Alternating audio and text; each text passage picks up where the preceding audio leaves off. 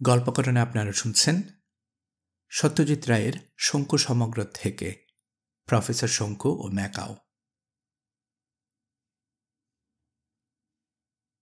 7ই June. বেশ কিছুদিন থেকেই আমার মন মেজাজ ভালো যাচ্ছিল না।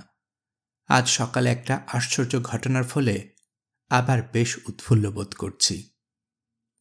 আগে মেজাজ খারাপ হবার কারণটাই বলি। প্রফেসর গজানন তরফদার বলে এক বৈজ্ঞানিক কিছুদিন আগে আমার সঙ্গে দেখা করতে এসেছিলেন। ভদ্রলোক যাবেন হাজারিবাগ।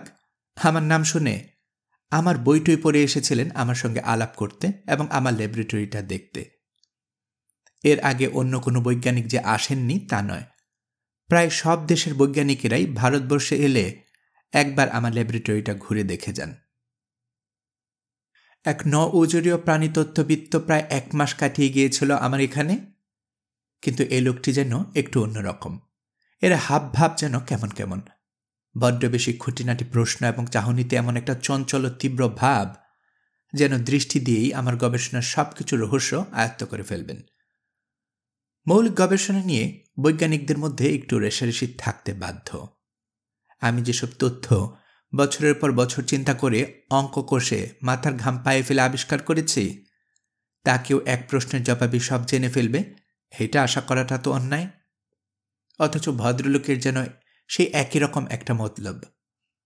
আমার চেহারা দেখে আমাকে বোধহয় নিরীহ গোবেচারা বলেই মনে হয়, নইলে সরাসরি এসব প্রশ্ন করার সাহস কি করে হয়? আর প্রশ্ন করলেও তার জবাব পাবার আশা করে কি করে? আমি আবার সে সময়টা একটা আশ্চর্য ঔষধ নিয়ে গবেষণা করছিলাম। সেই ওষুধটা খেলে যে কোনো প্রাণী অদৃশ্য হয়ে যাবে।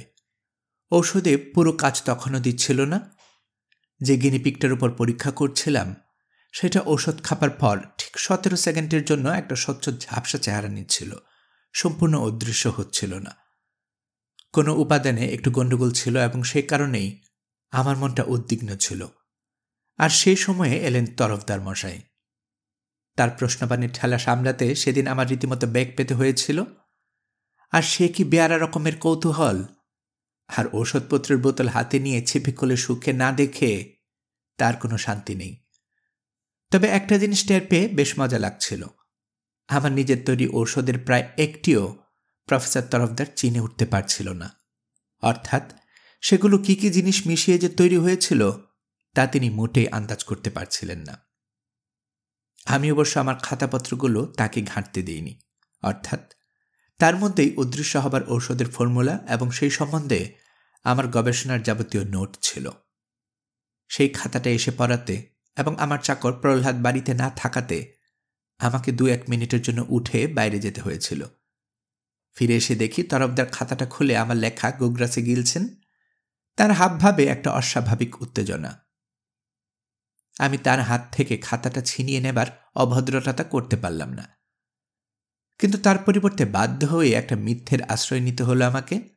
বললাম, দেখুন, আমি এইমাত্র একটা চিঠি পেয়েছি, তাতে একটা বড় দুঃসংবাদ রয়েছে।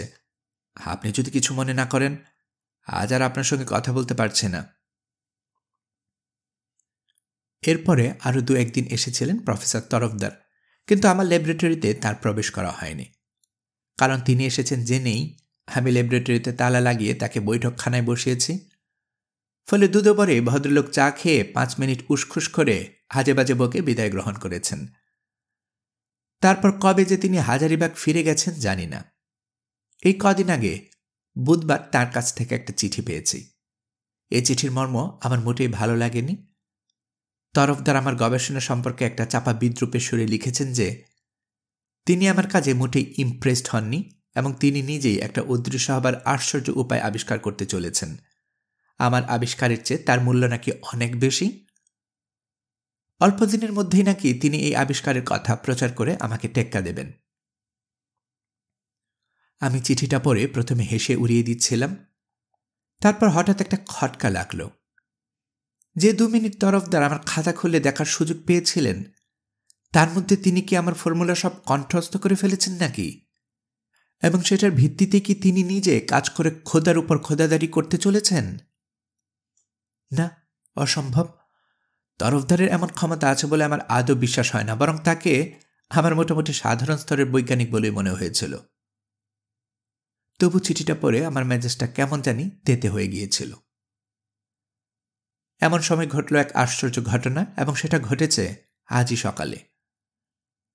ভোর 6:30টায় উসরির ধারে বেরিয়ে এসে অভ্যাস মতো আমার বাগানের ফুল গাছগুলো দেখতে গিয়েছি। এমন সময় পূব দিকের দেয়ালের ধারে গোলঞ্জ গাছটার দিকে চাইতেই দেখি গাছটার একটা ডালে চোখ ঝলসানো রঙের খেলা। কাছে গিয়ে দেখি এক অতিকায় আশ্চর্য সুন্দর ম্যাকাও পাখি গাছটার একটা ডালে বসে আমার দিকে চেয়ে আছে। ম্যাকাও কাকাতুয়া জাতীয় পাখি, কিন্তু আয়তনে কাকাতুয়ার চেয়ে প্রায় 4 গুণ বড়। এর আদি বাসস্থান দক্ষিণ আমেরিকা। এত রঙের বাহার পৃথিবীতে আর কোনো পাখির আছে বলে মনে হয় না। দেখলে মনে হয় প্রকৃতি যেন রামধনুর 7টা রং নিয়ে খেলা করতে করতে খেয়াল বসে পাখিটির গায়ে তুলির আঁচড় কেটেছেন। এ পাখি ঘরে রাখলে ঘর আলো হয়ে যাবে। কিন্তু আমার বাগানে এলো কি করে? আর গাছ থেকে উড়ে এসে আমার কাঁধে বসবে কেন এ পাখি? যাই হোক, ইনি আমার পোষা না হলেও আমার কাছে থাকতে এর কোনো আপত্তি হবে বলে মনে হয় না। আমি ম্যাকাওটিকে কাঁধে নিয়ে বাড়ির ভেতরে চলে এলাম। তারপর আমার ল্যাবরেটরিতেই সেটাকে রাখার ব্যবস্থা করলাম। ল্যাবরেটরিতে আমার অধিকাংশ সময় কাটে। পাখিটাকে চোখে চোখে রাখার সুবিধা হবে। একবার মনে হয়েছিল যে আমার ওষুধপত্রের উৎকট গন্ধে হয়তো ওর আপত্তি হবে, কিন্তু সে টু শব্দটি করল না। আমার বেড়াল নিউটন 2-একবার ফ্যাঁস ফুঁস করেছিল, কিন্তু পাখির দিক থেকে কোনো রকম বিপত্তি বা শত্রুতার লক্ষণ না দেখে সে চুপ করে গেল। কিছুদিন পর হয়তো দেখবে পরস্পরের মধ্যে বেশ বন্ধুত্বই হয়েছে। সকালে 2টো ক্রিম ক্র্যাকার বিস্কিট খেয়েছে পাখিটা। তারপর তার উপযুক্ত খাদ্যের ব্যবস্থা করেছি। প্রহ্লাদ প্রথমে যেন হকচকে গিয়েছিল, তারপর সেও পাখিটাকে মেনে নিয়েছে।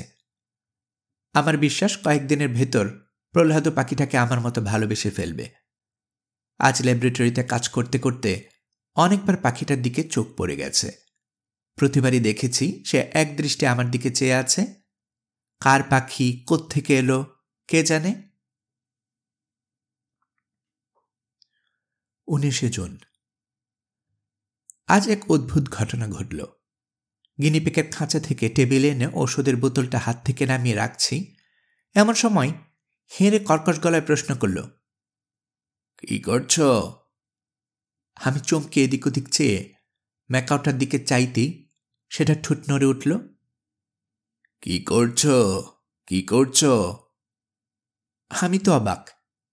এক যে কথা বলে, শুধু কথা নয়, এমন স্পষ্ট কথা আমি পাখির মুখে কখনো শুনিনি। আমি কিছুক্ষণ ফেলফেল করে ম্যাকাওটার দিকে তাকিয়ে রইলাম। তারপর পাখিটার মুখ থেকে একটা শব্দ বেরোলো, যেটা খ্যাঁক খ্যাঁক হাসি ছাড়া আর কিছুই হতে পারে না। আমার হাতের বোতলটা হাতিয়ে রয়ে গেল। তারপর দেখি ম্যাকাওটার ঠোঁট আবার নড়ছে। ওটা কি? ওটা কি? ওটা কি? এবার আমার হাসার পালা। ম্যাকাওটা জানতে চাইছে বোতলে কি আছে। আমার হাসি শুনে ম্যাকাও মশাই যেন একটু গম্ভীর হয়ে গেলেন। তারপর গলার স্বরটিকে আরেকটু কর্কশ করে বলল, হাসির কি? হাসির কি? হাসির কি? না, একে সিরিয়াসলি না নিলে বোধ হয় ইনি অসন্তুষ্ট হবেন। আমি গলাটা খাকড়ে নিয়ে বললাম, এতে ঔষধ আছে, সেটা যে খাবে সে অদৃশ্য হয়ে যাবে। বটে বটে। হ্যাঁ, এখন খেলে ঘন্টা 5-এর জন্য অদৃশ্য। অনুপানে তফাৎ করলে সময় বাড়ানো কমানো যেতে পারে। ম্যাকাওটা কিছুক্ষণ চুপ করে একটা শব্দ করল। সেটা ঠিক মানুষের গম্ভীর গলার বলার মতোই শোনালো। তারপর আবার প্রশ্ন এলো, কি ঔষধ? কি ঔষধ? আমি কোনো মতে হাসি চেপে বললাম, এখনো নাম দেইনি। কি কি মিশিয়ে তৈরি করেছি সেটা বলতে পারি। এক্সট্রাক্ট অফ গর্গনাস, প্যারানায়াম, পটেন্টেট, সোডিয়াম বাইকার্বনেট, বাবুয়ের ডিম, গতালের রস আর টিনচার আয়োডিন। ম্যাকাও এবার চুপ। দেখলাম সে একদৃষ্টিতে ল্যাবরেটরির মেঝের দিকে তাকিয়ে আছে। আমি এবার বললাম, তুমি এমন আশ্চর্য কথা বলতে শিখলে কি করে? ম্যাকাও নির্বাক। আমি আবার বললাম, কি করে শিখলে? একবার মনে হলো ম্যাকাওয়ের ঠোঁটটা নড়ে উঠল, কিন্তু কথা বেরোল না। পরে পাওয়া এই বিচিত্র পাখি যে আবার কথা বলতে পারবে এ তো ভাবাই যায়নি। এটা একেবারে ফাও। 22শে জুন। আজ এই আধ ঘন্টা আগে রাতের খাওয়া শেষ করে ল্যাবরেটরির দিকে যাচ্ছি ঘরটা তালা দেব বলে। এমন সময় দরজার মুখটাতে আসতেই একটা বিড়বিড় করে কথা বলার শব্দ পেলাম। এটা ম্যাকাওটার কথা, কিন্তু আস্তে আস্তে চাপা গলায় কথা বলছে সে। আমি পা টিপে টিপে দরজার কাছে গিয়ে কান পাততেই কথাটা স্পষ্ট হয়ে এলো। এক্সট্রাক্ট অফ গর্গনাস, প্যারানয়েম প্রোটেটেড, সোডিয়াম কার্বনেট, বাবুয়ের ডিম, কদালের রস, টিনচার আয়োডিন। আমি দাঁড়িয়ে দাঁড়িয়ে 10 বার এই নামের আবৃত্তি শুনে তারপর গলা খাকড়িয়ে ল্যাবরেটরিতে ঢুকে বললাম, গুড নাইট। ম্যাকাও তার আবৃত্তি থামিয়ে কয়েক সেকেন্ড আমার দিকে চেয়ে থেকে বলল, বুয়েনা নোচে, অর্থাৎ গুড নাইটের স্প্যানিশ অনুবাদ। এর আদি বাসস্থান যে সত্যি দক্ষিণ আমেরিকা সে বিষয়ে আর কোনো সন্দেহ রইল না। ল্যাবরেটরিতে যখন তালা লাগাচ্ছি তখন শুনতে পেলাম আবার আবৃত্তি শুরু করেছে। আমি এই অত্যাশ্চর্য পাখির বাকশক্তি আর স্মরণশক্তির কথা ভাবতে ভাবতে উপরে চলে এলাম। 24শে জুন। আজ বড় দুঃখের দিন। আমার প্রিয় ম্যাকাও পাখিটা উধাও হয়েছেন। উধাও মানে অদৃশ্য নয়, অর্থাৎ আমি তার উপর কোনো বৈজ্ঞানিক পরীক্ষা করিনি। সে সত্যি সত্যিই কোথায় যেন চলে গেছে। এটা তার হঠাৎ আবির্ভাবের মতোই রহস্যজনক। সকালে ল্যাবরেটরির দরজা খুলে দেখি উত্তর দিকের জানালার পাশে রাখা লোহার দ্বারটা খালি। পাখিটার উপর আমার এতই বিশ্বাস ছিল যে তাকে চেন দিয়ে বেঁধেও রাখিনি। আমার স্পষ্ট মনে আছে যে জানালাটা আমি নিজের হাতে ছিটকিনি লাগিয়েছিলাম। এখন দেখি জানালাটা খোলা। গলাদের ফাঁক দিয়ে কসরত করে বেরিয়ে যাওয়া পাখিটার পক্ষে অসম্ভব নয়। কিন্তু ছিটকিনি খুলল কে? তাহলে কি ম্যাকাও বাবাজি তার বিরাট ঠোঁট দিয়ে নিজে এই কর্ম করেছেন? কিন্তু এত পোষা পাখি, খাদ্য বা যত্নের তো কোনো অভাব ছিল না। সে পাখি পালাবে কেন? আমার মনটা খারাপ হয়ে গেল। একটা টকটকে লাল পালক পড়েছিল জানালাটার কাছে। আমি সেটাকে যত্ন করে তুলে রেখে দিলাম। তারপরে ল্যাবরেটরি বন্ধ করে দোতলায় এসে চুপ করে শোবার ঘরে জানালার ধারে আমার বেতের চেয়ারে বসে রইলাম। বিকেলে আমার প্রতিবেশী অবিনাশবাবু এসেছিলেন।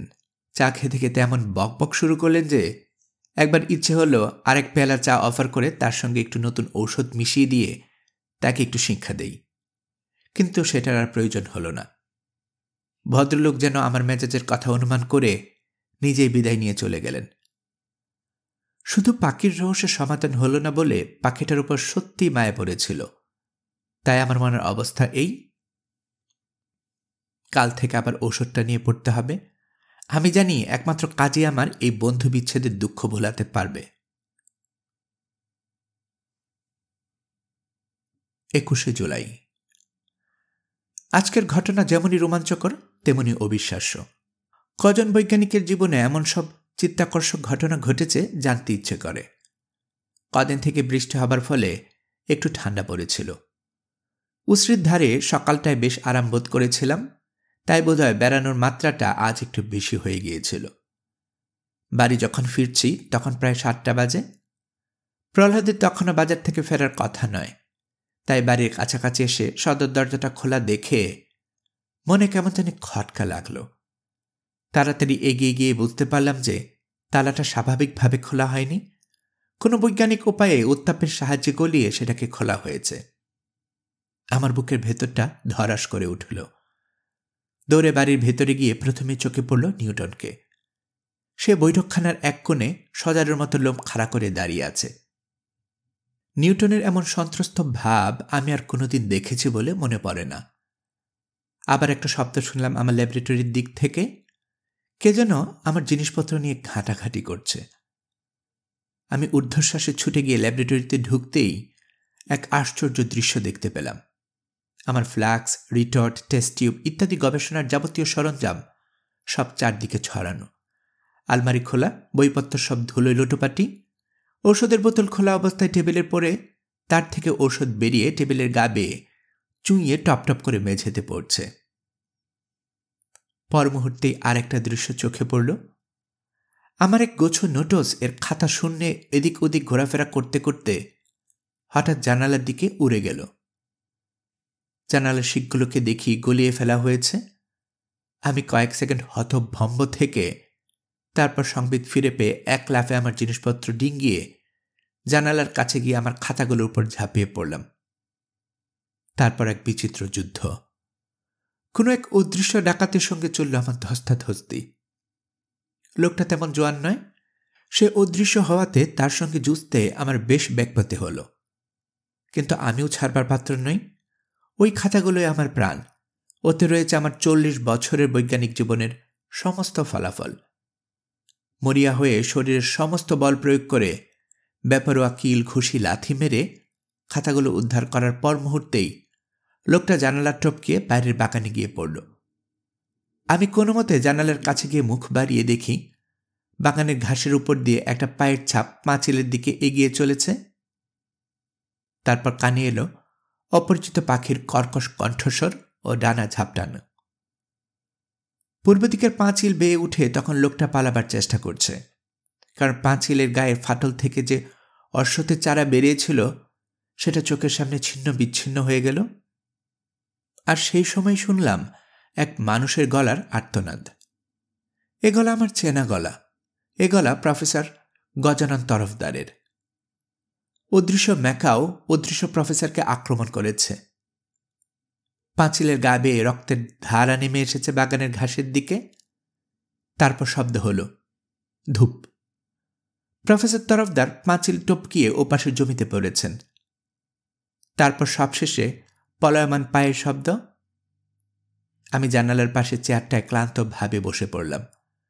বুকে হাত দিয়ে বুঝলাম হৃদস্পন্দন রীতিমতো বেড়ে গেছে। এবার একটা ঠং শব্দ শুনে মাথা তুলে দেখি ম্যাকাও এর দ্বারটা ঈষৎ কম্পমান। বাবাজি ফিরে এসেছেন। বয়ানা দিয়া, বয়ানা দিয়া। আমি ইংরেজিতে উত্তর দিলাম, গুড মর্নিং, ব্যাপার কি? ফিরেছি ফিরেছি। সে তো দেখতেই পাচ্ছি, থুরি শুনতে পাচ্ছি। চোর চোর, জোচ্চোর জোচ্চোর জোচ্চোর। কে? তরফদার। তুমি তাকে চিনলে কিভাবে? ম্যাকাও যা বলল তাতে এক আশ্চর্য কাহিনী প্রকাশ পেল। তরফদার গিয়েছিলেন ব্রাজিলে বছরখানেক আগে। সেখানে এক সার্কাস থেকে এই পাখিটি তিনি নিয়ে আসেন, তাও চুরি করে। 17টি বিদেশি ভাষা জানা অলৌকিক স্মৃতিশক্তি সম্পন্ন এই ম্যাকাওটিকে নিয়ে সেই সার্কাসে খেলা দেখাতো এক বাজিকর।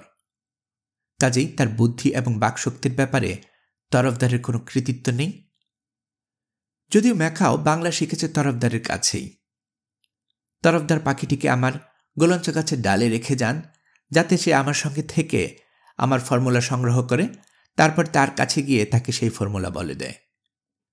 অদৃশ্য হবার ঔষধের উপাদানগুলো ম্যাকাওয়ের কাছ থেকে জেনে নিয়ে তারপর তাই দিয়ে 10 ঘন্টা অদৃশ্য থাকবার মতো একটা মিক্সচার তৈরি করে সেটা পান করে তরফদার নিজেকে অদৃশ্য করে ফেলেন। সেই সময় ম্যাকাওটি তরফদারের হাবভাব লক্ষ্য করে বুঝতে পারে যে এবার তিনি তার পোষা পাখিটিকে হত্যা করবার ফন্দি করেছেন, কারণ তার হয়তো ভয় হয়েছে যে পাখিটি ভবিষ্যতে অন্য কোনো বৈজ্ঞানিকের কাছে ফর্মুলাটি ফাঁস করে দিতে পারে।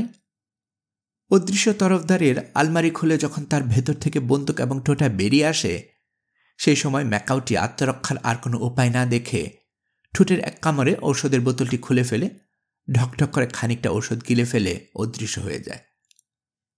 তরফদার এদিক ওদিক গুলি চালালেই ঘরের দেয়াল ক্ষতবিক্ষত করা ছাড়া আর কিছুই করতে পারেনি। তারপর সেই অদৃশ্য অবস্থাতেই গাড়ি চালিয়ে তরফদার হাজারিবাগ থেকে গিরিডি চলে আসেন। গাড়ির পেছনের সিটেই যে ম্যাকাওটি বসেছিল তিনি টেরও পাননি। গিরিডি পৌঁছে গাড়িটাকে একটু দূরে রেখে দিয়ে শেষ রাত্রি থেকে আমার বাড়ির কাছে একটা ঝোপের আড়ালে ওত পেতে বসে থাকা এবং আমি ও প্রহ্লাদ বাড়ি থেকে বেরিয়ে গেলে ডাকাতির তোড়জোড়। আমি জিজ্ঞেস করলাম, ডাকাতির সময় তুমি কোথায় ছিলে? বাইরে বাইরে, তোমার গাছে। তারপর? ও বেরোলেই ধরলাম, চোর চোর, জোচ্চোর জোচ্চোর। আর আমি? ভালো ভালো, এখানেই থাকব। বেশ তো, থাকো না। আর কোনো বৈজ্ঞানিকের সঙ্গে দোস্তি নেই তো? আমার ফলমূল অন্যের কাছে পৌঁছাবে না তো? ম্যাকাও আবার সেইভাবে অট্টহাসি করল। জিজ্ঞেস করলাম, ঔষধ কটায় খেয়েছ? রাত 10টা। বটে, এখন তো 8টা বাজে, 10 ঘন্টা তো হয়ে এলো। তা তো বটেই, হা হা হা হা। সেই হাসির সঙ্গে সঙ্গে দেখলাম আমার ঘরটা আস্তে আস্তে আলো হয়ে উঠল। সূর্যের আলো নয়, ম্যাকাওয়ের বহু বিচিত্র পালকের চোখ ঝলসানো রং, এর আলো আমার ল্যাবরেটরির চেহারা ফিরিয়ে গেল। আমি আমার খাঁচাগুলো ঝাড়তে ঝাড়তে চেয়ার থেকে উঠে পড়ে ম্যাকাওটার মাথায় হাত ভুলিয়ে বললাম, থ্যাংক ইউ। ম্যাকাও বলল, গ্রাসিয়া গ্রাসিয়া।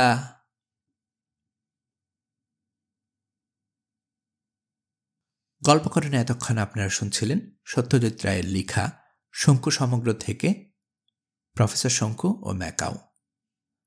আমি নিয়মিতভাবে গল্প পাঠ করে আপনাদেরকে শোনাচ্ছি। গল্প পাঠ আপনার যদি ভালো লেগে থাকে, আমার এই গল্পটি আপনার বন্ধুবান্ধব প্রিয়জন সবার কাছে শেয়ার করবেন, তাতে করে তারা এই গল্পটি শোনার সুযোগ পাবে। আপনারা ভালো থাকবেন সেই প্রত্যাশা এখানে বিদায় নিচ্ছি।